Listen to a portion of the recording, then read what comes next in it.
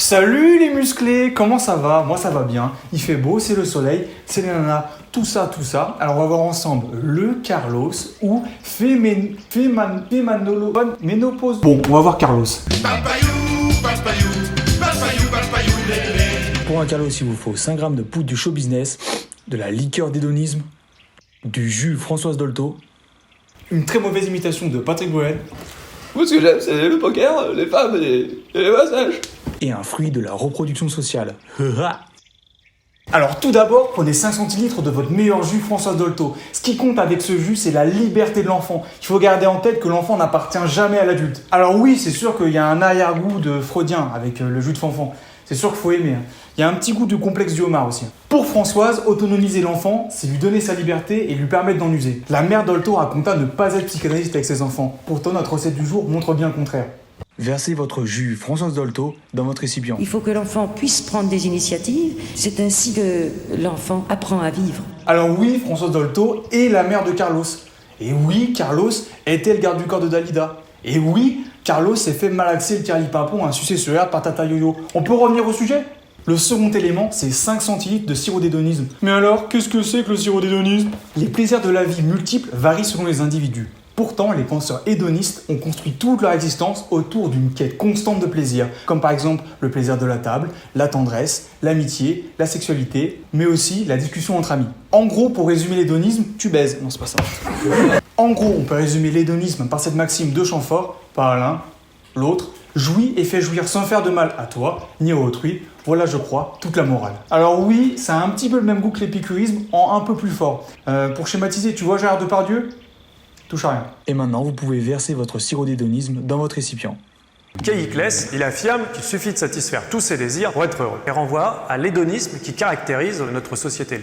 Troisième et non négligeable ingrédient, un zeste du fruit de la reproduction sociale dilué dans une liqueur de critique libertaire. Tu me suis ou pas? Notre recette a le goût d'un habitus bourgeois classique, sauf que là on va jouer un petit peu avec les codes. On va rajouter un tout petit peu du goût d'une critique libertaire. Et oui, c'est ce qui donne ce petit relief dans les saveurs, ce côté youpies. Alors il y a ça, et puis la passion de Carlos pour la cerceau. Est-ce que tu vois où je veux en venir?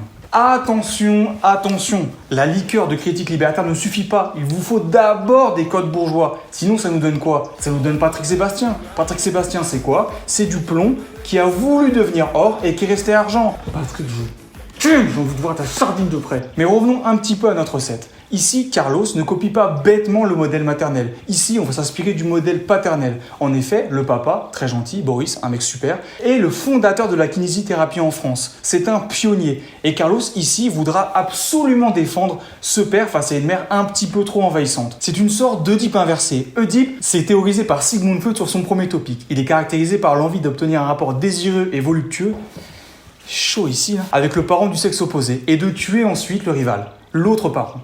D'ailleurs, notre recette le dira elle-même. Ça y est, vous pouvez mettre votre fruit de la reproduction sociale dans votre verre. En fait, c'est mon père qui m'a dirigé ma vie, c'est pas ma mère.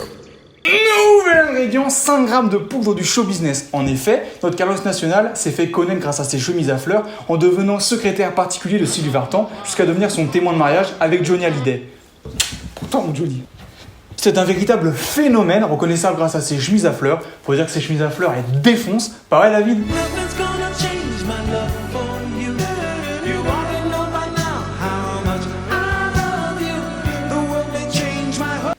Ouais. Sa carrière explose grâce à un tube comme Rosalie, un Olympia controversé, mais aussi une carrière en commun avec Dorothée et des albums cultissimes comme Tropicarlos, Nostracarlus, Tubaboom ou Mon Zizi fait poète. Mais aussi en devenant égérie Oasis, et vers la fin de sa vie, il décidait de parler de politique et des écrits de sa mère. Oui, vous pouvez mettre votre poudre là, dans votre verre là, mais il faut la mettre. Merci d'avoir existé dans ma vie, mon Carlos. Je t'aime. Johnny. Et voilà, notre Carlos est prêt. N'hésitez pas à le déguster avec une délicieuse tartine de boursin. Quant à nous, on se retrouve la semaine prochaine. On va étudier Ludwig Wittgenstein. Venez.